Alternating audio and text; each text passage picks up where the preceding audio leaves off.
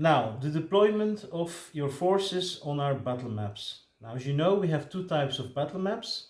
These are the historical battle maps, which you can recognize by the titles at the top section of the battle map, and the timeline where at certain turns events take place. The random battle maps don't have the timeline and the headers, it's just plain, but they do have the unit charts here on each section of the battlefield, so you can quickly consult the unit's abilities and deploy your lucky cards. So this is standard on each side, and the historical battle maps have the headers with the title and the commanders involved and the timeline.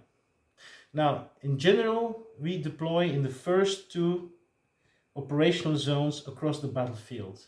So the first two operational zones across the battlefield. Yeah, this is the standard deployment.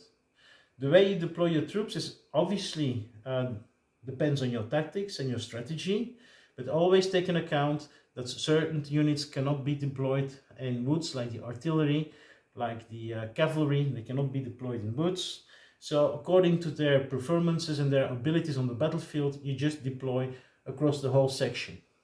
Okay, now in some historical battle maps, like for example this one, the Battle of Plancenoit, you will see here all different kinds of green dots. Here are key points, and with the exception with some historical battle maps, you are able to deploy your units on the key points on the battle map.